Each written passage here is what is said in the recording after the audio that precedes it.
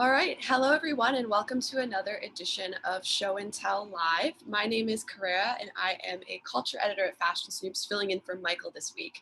For anyone who hasn't joined us on this webinar before, Show and Tell is a prized tradition at Fashion Snoops, where our editors share interesting events, product launches, art happenings, and cultural movements. This meeting often serves as the first step in our trend forecasting process and has impact on our color and design and cultural forecasts throughout the year. So we're really happy to have you all join us. We love hearing from you, so please leave comments in the chat as to what's resonating with you. But before we jump into all of our great links today, I will pass it off to Sarah, our marketing manager, to share a few words.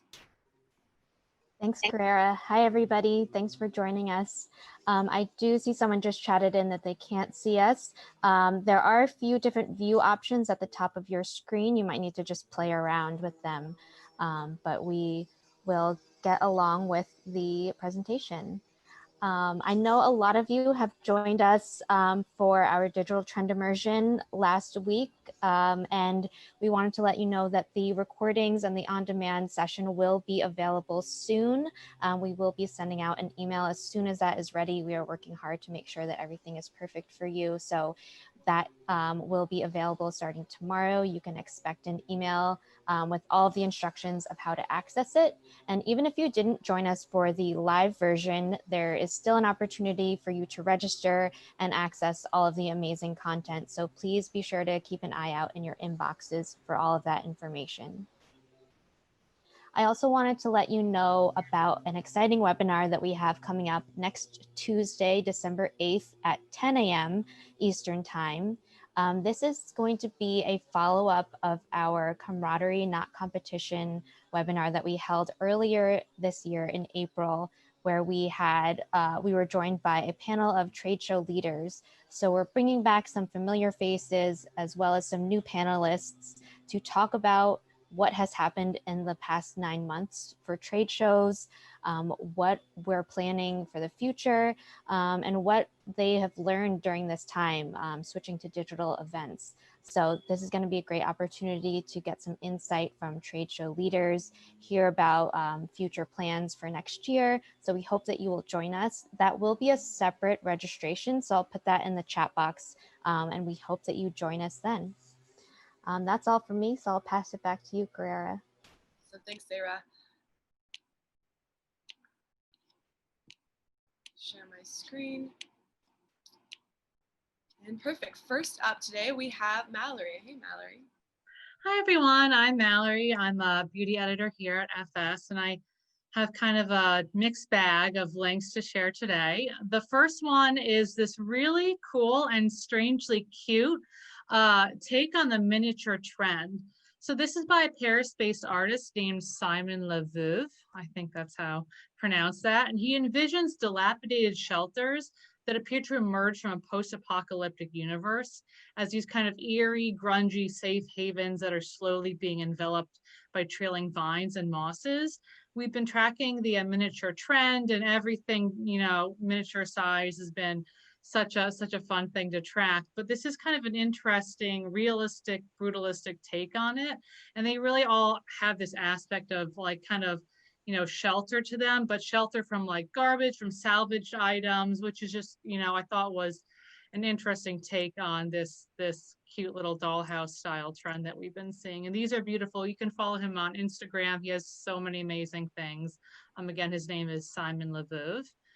They're also featured in a book called Small Scale Big World, The Culture of Mini Crafts, which I'm definitely putting on my Christmas list because I am personally obsessed with anything miniature. The attention to detail is amazing. Look at that Doritos bag. I know, it's so cool. And like the distressing on everything to make it look like it was really like salvaged from some kind of like post-apocalyptic junkyard is just incredible. I love it.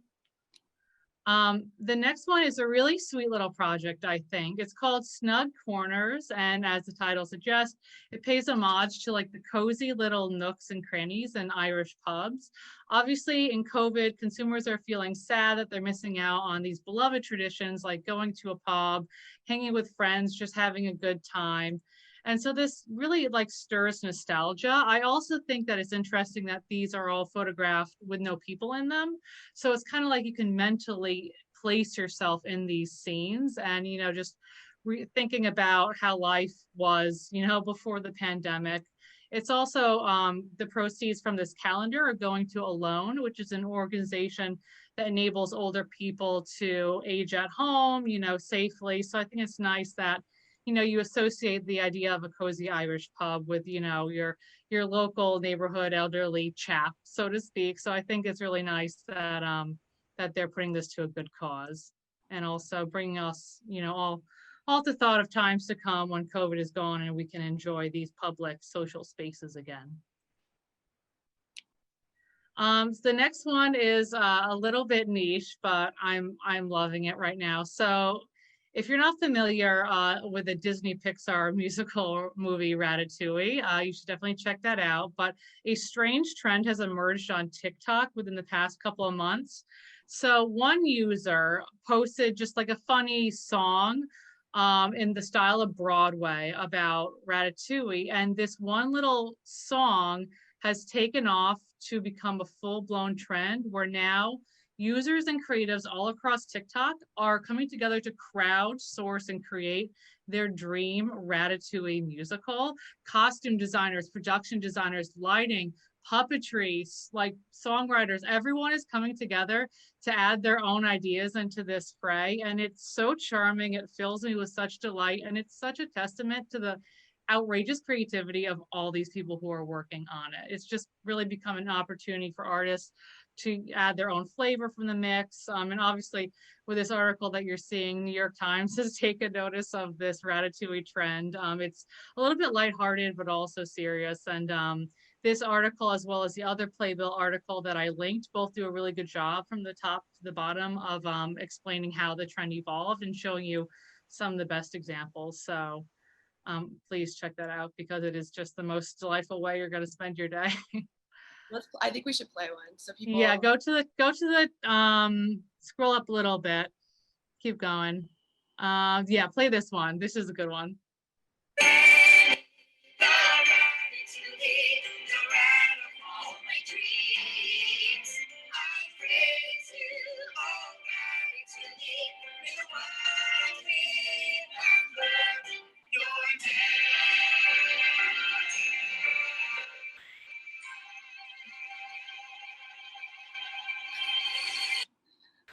I love it. I've been following this and it's so interesting to see, like, there's just a group of people that wanted this to happen and they're just making it happen. They don't have the license for it. They don't have like professional equipment or a stage. I mean, I think TikTok's doing really interesting things with just creative collaboration, and I'm really glad you brought this up. Yeah, they are. And if the lyrics Remy, the Ratatouille, the rat of all my dreams is not stuck in your head by the time you're done reading this article, then I don't know what to say. But it's just a delight. I think it's just so interesting to think about too. I know, Carrera, you and I were talking about this, but just like what the future of crowdsourcing means for creativity and what that could unleash. Like, this is incredible that this is something like you really get to see all of these different people who might be across the world, not in New York or these centers where they can really be a part of like Broadway or something, but then to see where all of this talent comes to play, I think is really fascinating.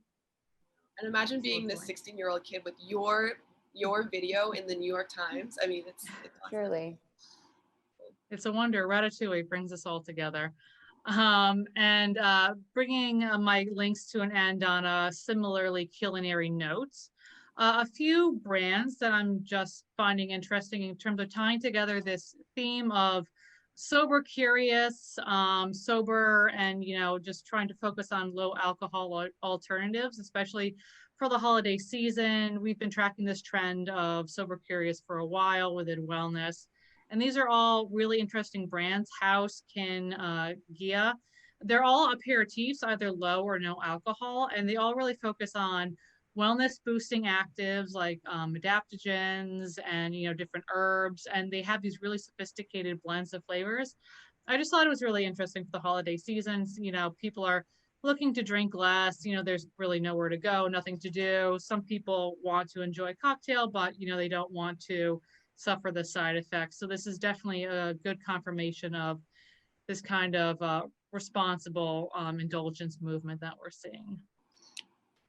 The branding of it is really inspiring as well. Like they've really done a good job of making it feel sophisticated and cool, something that you want to buy and that you want to spend money on, even though the alcohol like upsell isn't there. Oh yeah, for sure. And aesthetically, it really helps to kind of separate your mind from the idea that drinking needs to look a certain way or be a certain way to be an enjoyable activity, to be, you know, enjoyable social activity that, you know, you can still have this elevated experience without these unfortunate side effects. Thanks, Mallory. Just a reminder to everyone, we will have these links available after, so you guys can all get in there and really explore these. Next up, we have an extra special guest, Maria, from our youth team. Hi, Maria. Hi, I'm Maria. I'm on the youth team. Thank you, Carrera. So my link is more of a sustainable eco kind of link. That's where my research has been all week. So basically, this engineer created this product called Odeeuropa, and what it is kind of a new version of the solar panel. So he uses waste from agricultural crops and he extracts bioluminescent particles because luminescent color can capture a really high amount of energy. So he mixes it in with this resin and he creates like this film full of like food cells that can collect an intense amount of electricity. So the difference between this and a traditional solar panel is that a solar panel can only work if it's under direct sunlight, whereas this can pick up invisible UV rays, so it can work in a storm. You could use it anywhere. So the way that this engineer is kind of envisioning this for the future is to use it on windows or the facades of buildings, because it can pick up reflected light, reflected rays from the pavement and architecture. So urban areas can become like their own social farm. Solar farms is what I meant to say, solar farms. So that's kind of my research for this week. It's new solar energy that could possibly be much cheaper and affordable and generate an eco hub within our cityscape. This is amazing, Maria. Thanks so much for sharing. It's cool to see the future of our materials being so smart, and then it's at the same time the technology aspect, but then the environmental. It's inspiring. Thanks so much. Okay, up next we have Jenna. Thanks, Carrera. I'm Jenna. I'm the Director of Content Strategy. And the first link I wanted to share today, we've been talking a lot about diversifying the outdoors internally as a company. And I loved this story from Great Big Story, which is about the Cholitas climbers. So the Cholitas women are indigenous Bolivian women that are known for their colorful attire, their kind of rounded top hats, and they always kind of wear a lot of ornate earrings. So next, I've been talking a lot about the present and future of this pandemic and how it's going to be impacting, obviously, the way that we interact and the way we engage. And I think a lot of that also regards to how we're going to be interacting with food, which previously was obviously a very communal experience. So this collection is created by a Croatian design firm called Studio Bore. And they basically came together to create this artisanal tableware collection called The New Normal that features 5 different items that really enable dining at a safe distance. So the idea is that these are intended for restaurants, but can also be used at home. And their focus was really to think about how we can achieve harmony between intimacy and precautions, which I think is definitely something we'll have to be exploring a lot in these next kind of 2 to 5 years. But I think what's interesting is how kind of they provide a discrete sense of safety that doesn't diminish the communal dining experience. I think, you know, things like tapas and sharing is still something at our core, and something for anyone who has gone to a restaurant with friends has kind of been a difficult experience as of right now. But one of the other things they talked about is that a lot of these barriers, so I love that kind of idea that they have on the screen right now, is primarily psychological, but really helps diners kind of temporarily forget their pandemic-induced anxiety. So I think that this is obviously a much more art-focused example, but I think we will be seeing a lot more of these as restaurants kind of figure out ways to continue to have people coming to their restaurants and experiencing things communally. Yeah, it's so cool that it lives at the intersection of art, food, and just social custom. It's beautiful. Totally. Yeah, it's interesting too, that idea of protection as art as well, and not just for the full functionality aspect. All right, so kind of in addition to how we eat, my last link is really revolving around the topic of what we eat. So I read this article in Fast Company this week and I was really interested by it. I know that the beauty team is doing a lot and always does a lot of research in terms of food trends and kind of where food is heading. But basically this designer, Murray Glowowski, I think is how you pronounce his last name, basically introduced a restaurant concept called Purality Now that challenges consumers to reconsider where their food comes from. So he does this by offering up food that's derived from bacterial cultures and made solely through fermentation and molding techniques. So he introduces things like crusty fermented crust, metabolized umami stew, cellular dumplings, and even kind of a sweet culture that he calls it for dessert. So this is obviously, we've been talking about kind of fermentation and bacteria for a while. It comes when you think about kombucha or things like probiotics. But really his big picture goal for this whole idea is that the consumption of food derived from bacteria can introduce new food chains and shift people away from a reliance on industrial agriculture, which of course is a driving force behind climate change, which I think is interesting. And obviously this could just be really a small fraction.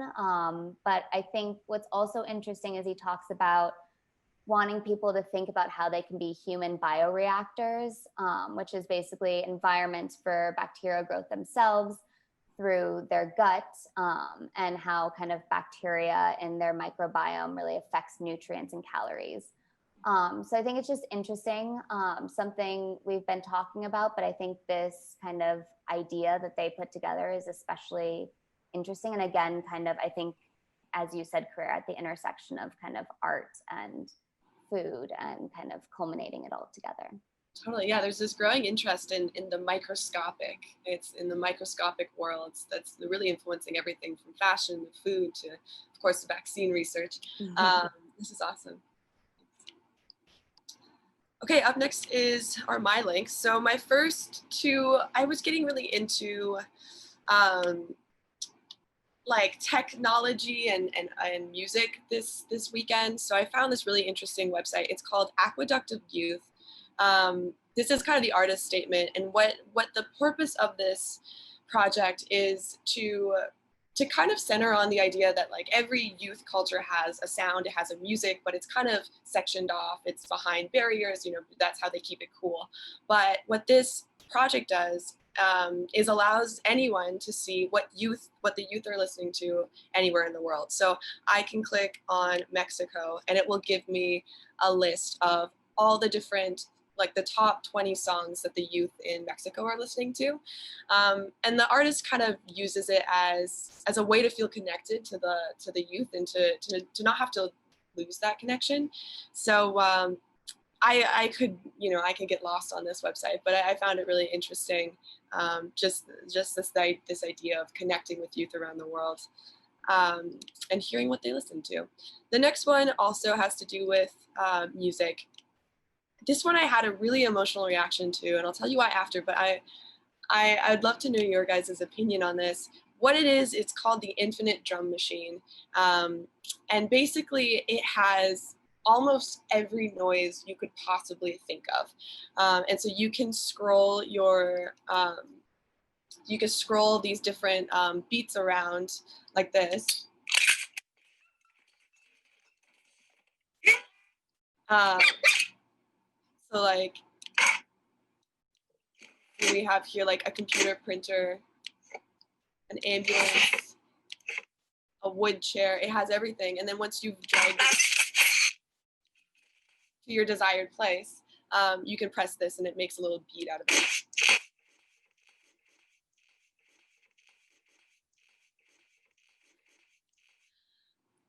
And I just thought it was really fantastic, like the idea that technology can deliver us an experience of every noise at once.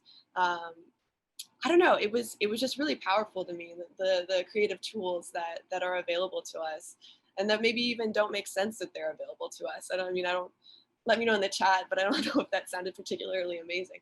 But I wanted to dive into what I felt when I was when I was experiencing this.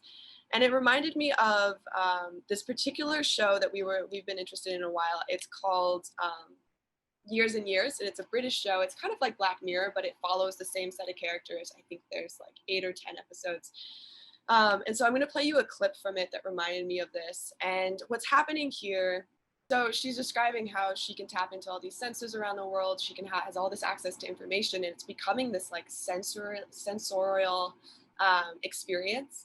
And I think that this is something that we might see happening. Maybe this is very futuristic, but the ecstasy of data and the creativity that we can feel with data is something that I've been interested in and felt it for the first time when I was on that Every Noise website.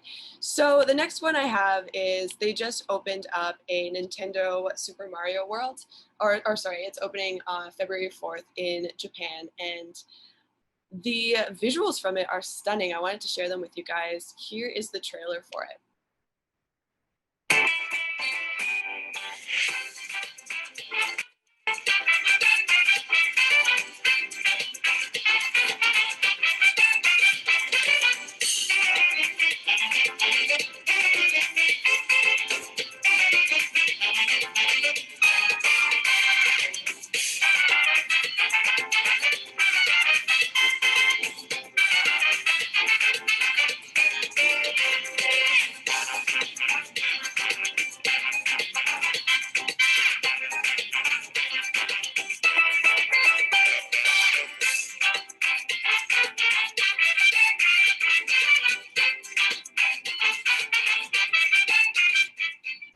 So it's part of Universal Studios Japan. What's so interesting is that none of that is computer rendered. That is all true in real life. I want to just look at some more photos of it because I think it's so spectacular how they were able to achieve this. I don't know if they'll look. So this is what it looks like from afar, of course. And then when you get into it, oh my God, you really see the Mario Kart ride. And so I think that we're looking at the new kind of standard for experiences, that it is multifaceted and incredibly immersive and so true to the actual experience of the game. Something that we're following at Fashion Snoops is the idea of world building and how there will be a new kind of like, you know, someone will put it on their resume that they're a world builder, and that brands will increasingly employ people who have the skill to create like a completely immersive experience of a brand. So I thought that was really interesting. We'll see how it goes opening an amusement park during the pandemic, but of course, we'll see what happens. The last link today I have is kind of along the lines of another thing we've been following, which is the future of education. Of course, Coursera has blown up during the pandemic, but I think they're starting to get a lot more serious about how their courses and their certifications are viewed. So one example of them that I was really interested in is the future thinking specialization. It takes about 6 months to do. I believe it's free, and if you want a specific certificate, then at the end you can pay maybe $50 or $90 in that range. And I believe that there are 5 models that you can go through, and then there's a project, and then it allows you to 4 models, sorry, and then it allows you to actually post on on your LinkedIn about it. And I actually came across this when I was looking at the head of trend for Nokia, and she had it, and I was, oh, that's really interesting. So I think we're seeing the future of accreditation being a lot more smaller, you know, nano degrees, and a lot more specific to what specifically you want to study. So instead of going for a 4-year degree in future thinking, you can do it in 6 months, 3 hours a week, and kind of diversify your knowledge, or just remain committed to a lifelong process of learning. So those are my links for today. Next up, we have Chelsea.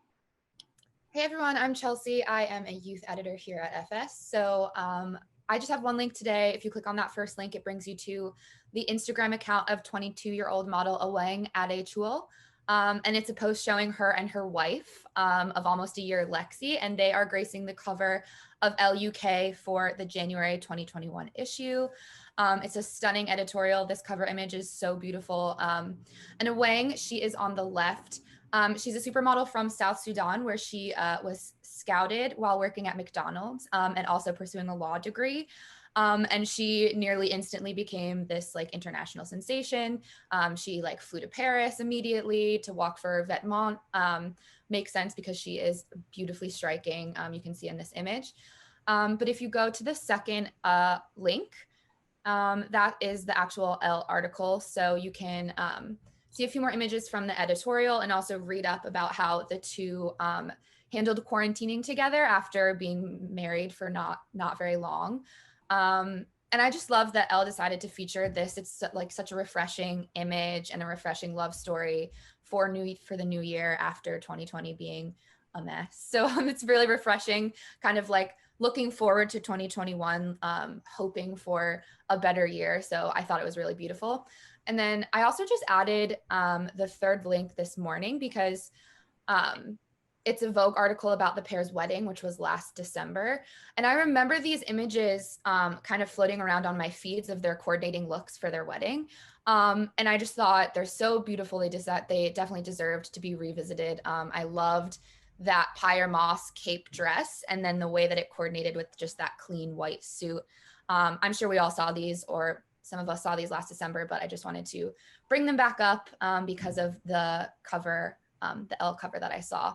So a beautiful pair. They're both gorgeous. It's just a refreshing cover, kind of joyful and beautiful, hopeful for the new year. So just wanted to share that. Next up, we have Rachel. Hey, Rachel. Hey everyone, I'm Rachel. I'm pattern graphics editor here at Fashion Snoops.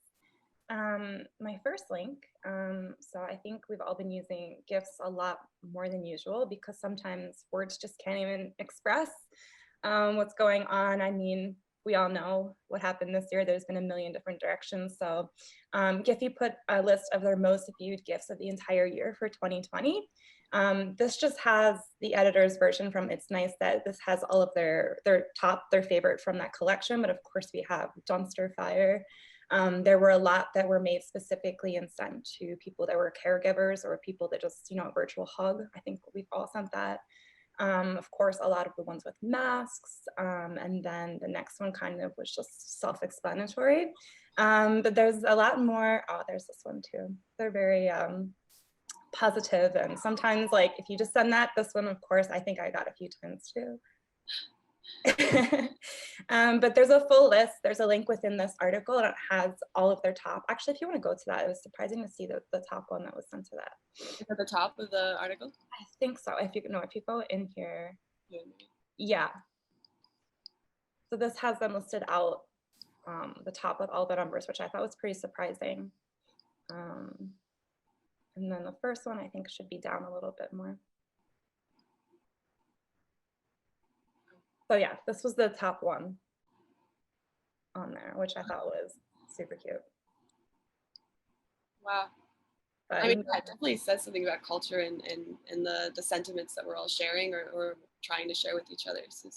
Exactly. And I know, I mean, if everyone on the call is familiar with our narrative or forecasting from Liberation, we spoke to a lot about how emojis are rising as the top form of communication. So sometimes, and especially lately just sending, I think even on Venmo, there's just been such a rise of just an emoji as an explanation. So seeing these and just really brought to life, I think it adds a little bit more character to text. So I thought this was really cute. Dumpster fire, of course. That leads me into my next one. So during quarantine, I think that each one of us out there knows someone that was a foster failure, as I like to call them, someone who took in an animal from a shelter, and then it turned into a lifelong pet. And if you're lucky enough to have a cat or a dog or chinchilla or fish during this time, I think that you've seen the mental and physical benefits. I mean, not just during the pandemic, but especially afterward as well. So Balenciaga, they wanted to highlight this. So they created this super 90s live journal, like retro throwback website because Balenciaga, of course. So they made a collection called I Love Pets. So this really celebrates pets in all assets. So they have the graphic tees, and all of the graphic tees, they feature photo prints from all of the employees at Balenciaga. So it's really personal and includes all of their own photos from that. And then the best thing about the website and the collection for me is that the proceeds go toward an animal rescue organization, the oldest one that's based in France. And then they also have this, of course, they go through and say like how adopting a pet is a serious decision. They have a hotline number that's on the t-shirts, on the keychains, that it takes you to someone that, you know, goes through the pros and cons of adoption and how you can adopt a pet. But it really brings a lot of education, because I think sometimes people just got the pet out of just 2020 state of mind. But yeah, I really love this. And of course, the website just brings back such a nostalgia for all of the websites of years past. I think you can appreciate that, Kara.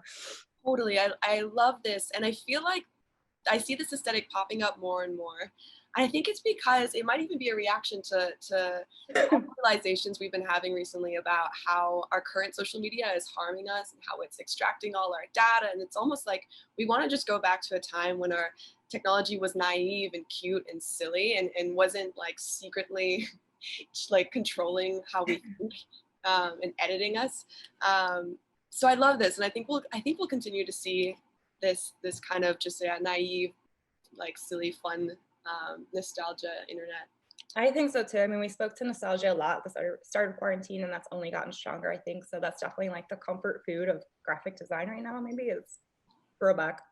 Yeah, totally. Comfort food. I love that saying. My next link is something short and sweet that I really loved and I wanted to share.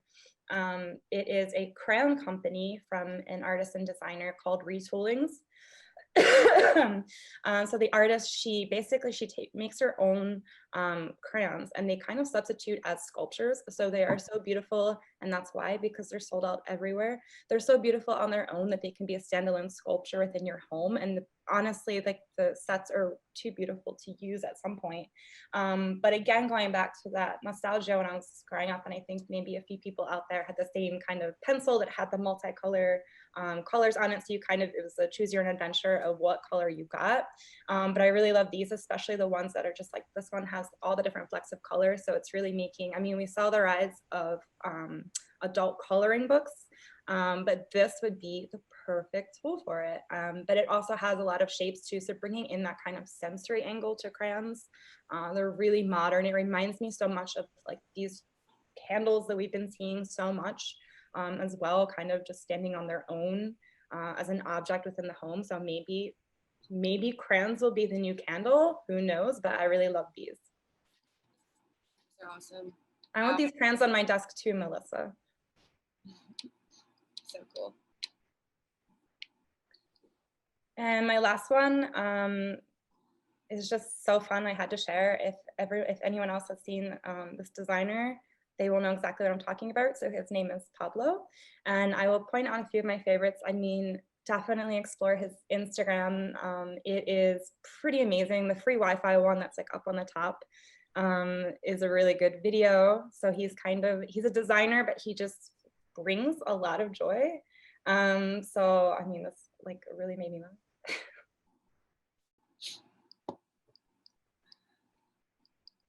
Love it. It's like a very Brooklyn troll.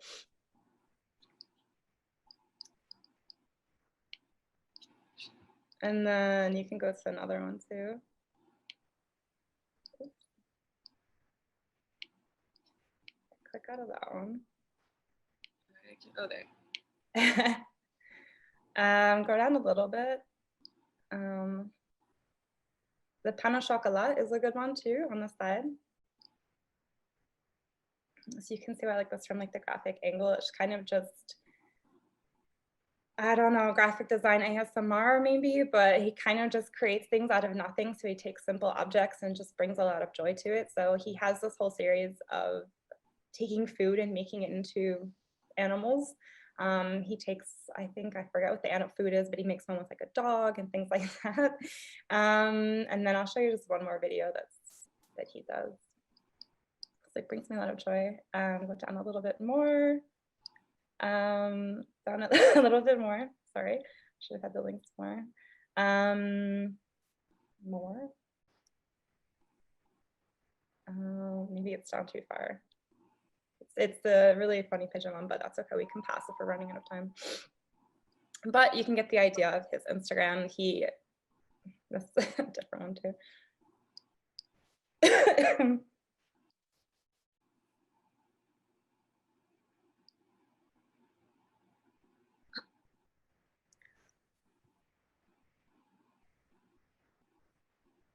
That's hilarious.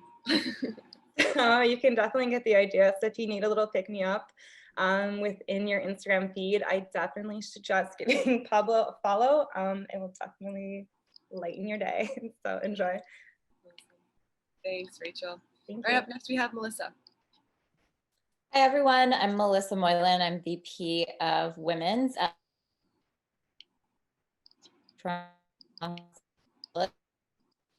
First, to also speak to a little bit of nostalgia that some of our other team members have already shared. This is kind of fashion nostalgia.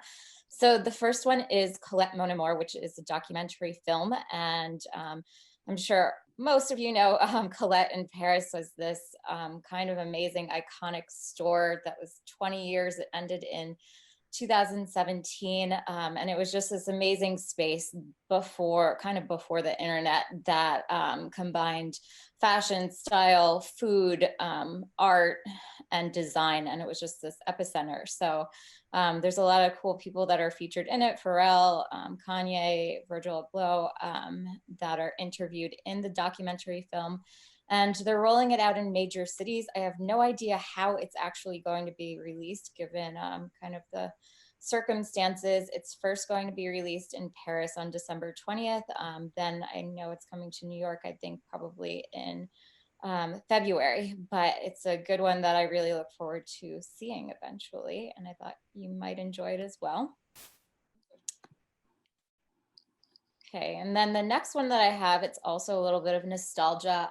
Jenna Lyons, as many of us know, she was the creative director as well as president of J. Crew for many years.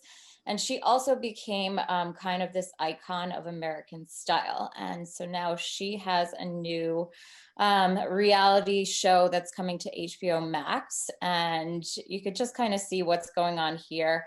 It seems like really reality territory. It doesn't seem so new what she's doing. I think she's just styling people. And she's also building up her own company, which I guess is, just styling different people and trying to find each person's individual style. So I thought that was an interesting one too. Again, both of those kind of people and brands that have been so super influential, to see what they're doing now, and also to reflect at what they did previously. Awesome. And then the next one that I have, this one out of LA, I thought it was really inventive. So if you're not familiar, there's a store in LA that's called Maxfield, and it is this beautiful, very luxury avant-garde store. They've been around, I think, since the 70s. But so for this season of holiday, they created this marketing campaign, and it's called Under House Arrest with the Maxfields. And I thought it was really clever. Their tagline is this holiday season quarantine with us. So these are these kind of like vignettes that they've set up and photographed. Like the one that we're looking at now is Who's Your Daddy? I'm just gonna read what they wrote about it because the narrative, it's just, I'll read it. Okay, so it says, a Maxfield playroom is a whimsical and questionable playroom. It's a fantastically assembled assortment of furniture, objects, gifts, and art. In case Yeti and Daddy don't scare you enough, feel free to let the kiddos loose, but make sure they don't trip over a wire and dive face first into the translucent glass tables. If all else fails, the giant teddy bear from Elder Statesman is ready to.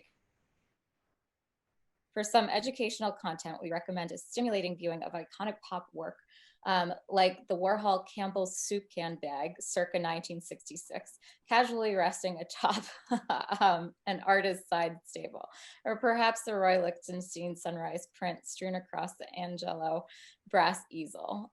So I just thought it was really clever how they've created this. They've pushed it out on Instagram. They have it here. We kind of scroll down. I think there's one more room that they've created. And you could find all of these objects. So it's quirky things, vintage things. This one, Sunbathing on Willie Gull, is all outdoor furnishings. And I thought it was really beautifully concepted and kind of with a dose of irony when it comes to the narratives. Really great inspiration for, yeah, online concepting and marketing and merchandising. That's awesome. Yeah, especially in light of the holiday season, I thought it was clever. And then the last one that I have to share, it is Amazon's Christmas ad. Some of you may have seen this. It's a global campaign, but I thought that it came out of Great Britain. I think it just inspires and kind of captivates this sentiment of the year very well. It features a 17-year-old Black dancer. She's a French girl, and I just thought it was really beautiful. We could take a look. The winter show is...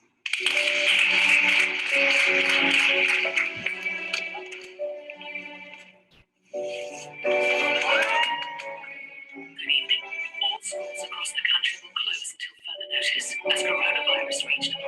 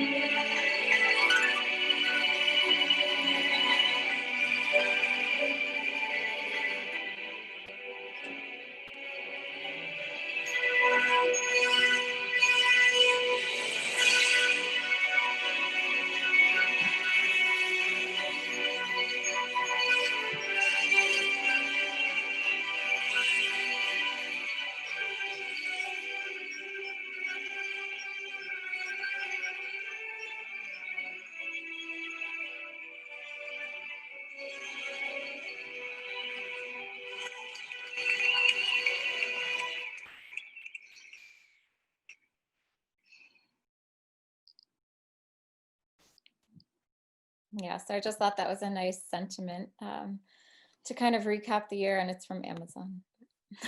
Really powerful. Okay, up next we have Nia.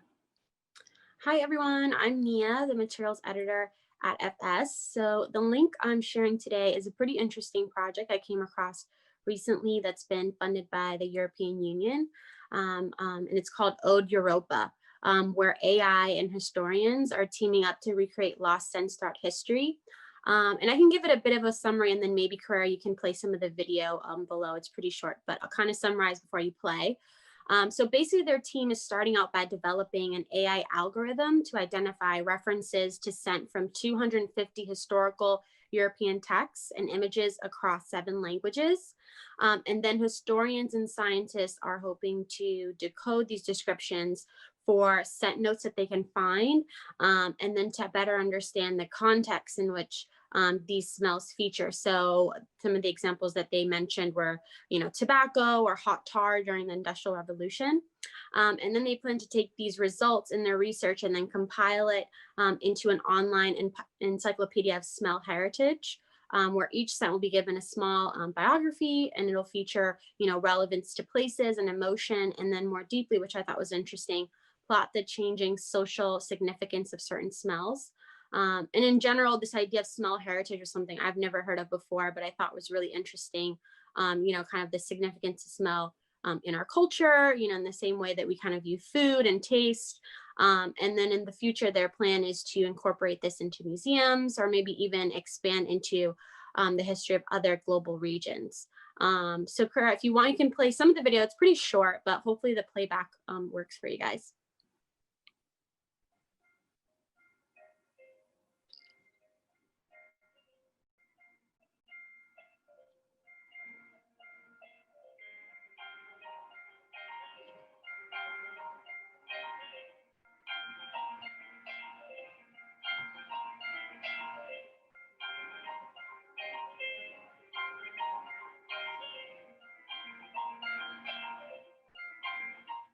Hello, I'm Inge Leemans. I'm a professor of cultural history in Amsterdam, and I'm very proud to present the very first European project on olfactory history and heritage.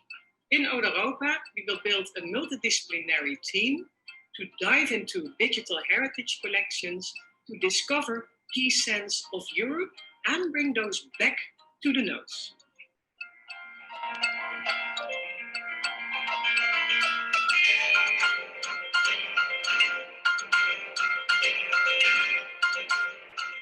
So for me, tobacco is really a central smell in European history and heritage. It's a hot, smoky, pungent smell, but of course it's not one smell at all, because perfumers and tobacconists and grocers have experimented with scenting tobacco in all kinds of ways.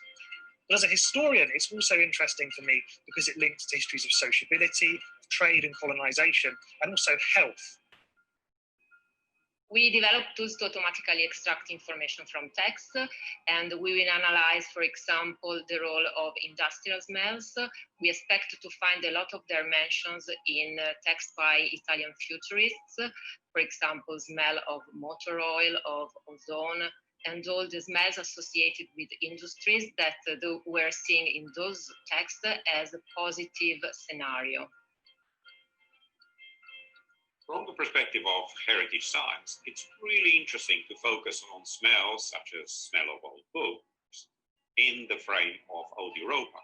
Old smells or smells of objects tell us a lot about how those objects degrade, how they can be preserved, and also how those smells can be conserved.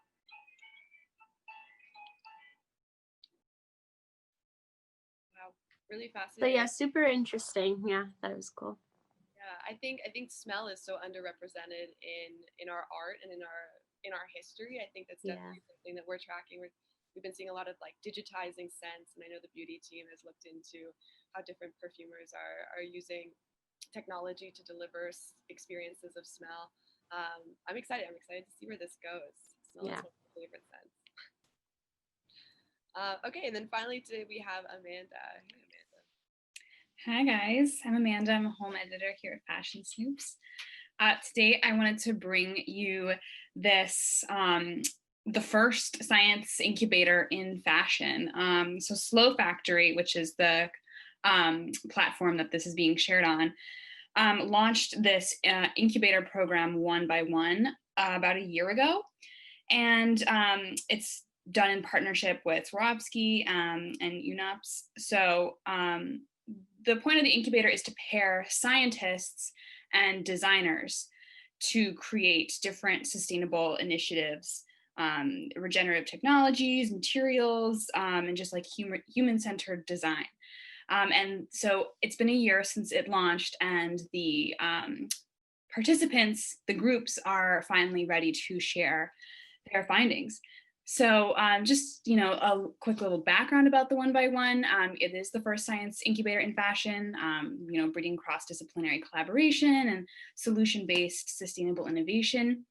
And if you keep going on the slideshow, you can see that it, tries to connect this Venn diagram of circularity with human-centered design and regenerative technologies. And I just love that it pairs the designers with the scientists. So this particular one is near and dear to my heart. Thean Shiros is a professor of science at FIT. And she was probably one of the most influential professors that I ever got to study with. She's been working on these renewable bio-made materials for years now. And this is one that she has been working on with public school. And it's this like bacteria leather substitute. You can see it on her Instagram. If you click into the, you don't have to do it now, but on your own, if you want to click into her profile, you can see her examples of the bacteria leather. And you can keep scrolling through to look at the other projects. Mara Hoffman did one with Custom Collaborative, which is another great organization that is empowering young women to learn how to sew and start their own businesses in the sewing sphere, picking up these heritage techniques and being able to be self-sufficient. So she partnered with them to create this Renewing Garments program. And then the last one is Philip Lim and Charlotte McCurdy. And they were doing these carbon neutral materials to reimagine this conscious luxury, which is a huge topic that we at FS are exploring right now. The idea of less is more and luxury as sustainability and all of those intersections. So please check out the Slow Factory's Instagram page. They are so worth the follow, and keep your eyes open for more of this 1x1 incubator content, because it's really great to see all these different innovations in the industry right now. Thanks so much, Amanda. So those are our links for today. I'm so glad everyone came on and joined us for this. As always, we will send you these links so you can explore them on your own time. I'm going to hand it over back to Sarah for some closing remarks. But thanks again, everyone, for tuning in. Thanks, Carrera. Yes, the recording of this webinar, along with all of our previous webinars, can be found on our YouTube channel. The link is here. I'll also pop it into the chat box. And as a reminder, please join us for our trade show webinar on December 8th. Again, I'll put that registration link up right now. And our next show and tell will be in the new year, so 2021, the first Wednesday of January. We hope that you join us then. Have a wonderful end of the year. It's been a wild ride, and we have appreciated all of you joining us for our Fear into Fuel webinars and our show and tell webinars. More good stuff to come in the new year. If you can always reach out to us, all of our contact info is there at the bottom. You can visit us on social media. We'll be doing some more stuff there in the meantime. Drop us an email if you need anything. And we hope to see you next Tuesday and then again on January 6th. So take care, everyone. And thanks for joining us today.